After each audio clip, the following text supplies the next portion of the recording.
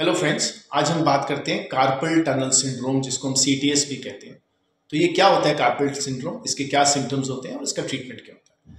Usually आप लोगों ने सुना होगा, कई लोगों को नमनेस या टिंगलिंग सेंसेशन होती है हाथ के कुछ हिस्से में। It could be limited to your hand, it could be in the forearm और पूरा हाथ में जा सकती है।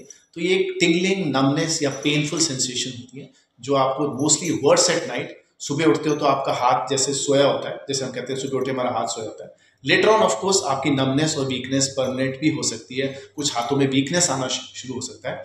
बट यूजुअली इसमें जो हाथ का ये वाला लिटिल फिंगर वाला एरिया है ये स्पेयर्ड होता है। सो देयर इज नमनेस और tingling in this part of the hand which is the thumb, index and the middle finger. Little finger usually spared होती है।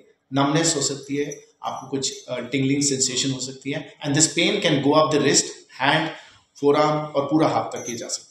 तो ये सिम्टम्स होते हैं कार्पल टनल सिंड्रोम। इसका कारण क्या होता है? मोस्टली कार्पल टनल सिंड्रोम का कोई एक फिक्स्ड रीजन नहीं होता है, बट एक हमारी नर्व होती है जिसे हम मीडियन नर्व, जो रिस्ट के अंदर से जाती है, वो लिगामेंट के और रिस्ट बोन्स के बीच में वो कंप्रेस हो जाती है।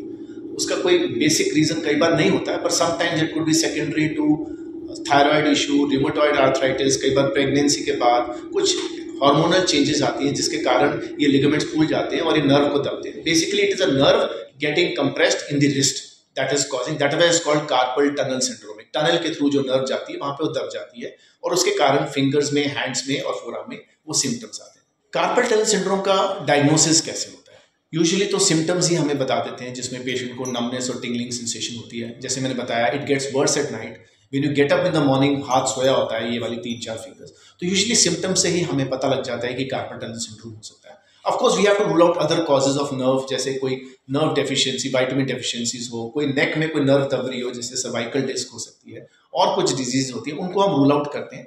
यस, एक हम कुछ क्लिनिकल टेस्ट करते हैं कि जब हम टैप करते हैं तो जो सेंसेशंस हैं वो फिंगर्स में जाती हैं। And the confirmatory test is nerve conduction, NCV. कई बार डॉक्टर एनसीवी रिकमेंड करते हैं, जिससे हमें ये कंफर्म हो जाता है। नर्व कंडक्शन टेस्ट कहते हैं, जिससे हमें कंफर्म हो जाता है कि ये जो नर्व है वो रिस्ट में दब रही है। So what is the treatment of carpal tunnel syndrome? After we have confirmed our diagnosis with clinical examination and sometimes nerve conduction test and ruling out other causes like MRI karake, we rule out other causes, then we opt for the treatment. Initially we of course give some mild anti-inflammatory medications ताकि वो inflammation कम हो जाए, ताकि वो wrist के ऊपर जो compression है वो कम हो जाता है।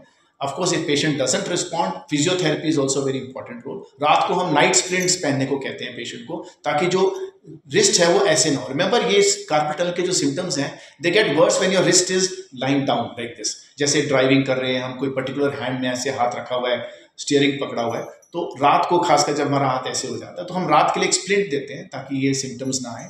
We give anti inflammatory, and if that doesn't work, there is also a role of injection. We give a local corticosteroid injection ताकि उससे inflammation कम हो जाए, and mostly these cases can be managed just with this. But in few cases where NCV shows कि भी nerve पे compression बहुत है और पेशेंट को numbness या weakness आ रही है, हैंड में ग्रिप थोड़ा सा वीक होना शुरू हो जाता है, in that case we advise the surgical decompression. It is a couple of आधे घंटे की सर्जरी है, डे केयर में हो जाता है। हम क्या करते हैं, छोटे से इंसिजन के साथ, वेरी स्मॉल इंसिजन के साथ, वो जो टनल है उसको, वो लिगामेंट जो नर्व को दबा रहा है उसको हम कट कर देते हैं, जिससे नर्व को ब्रीदिंग स्पेस मिल जाती है एंड सिम्टम्स रिलीव हो जाते हैं। So do not delay the treatment, क्योंकि हम नहीं चाहते कि पेशेंट को नमनेस या वीकनेस परमानेंट हो। Any time you have these symptoms which I have said, do consult A orthopaedic surgeon and whatever treatment he recommends, please go for it.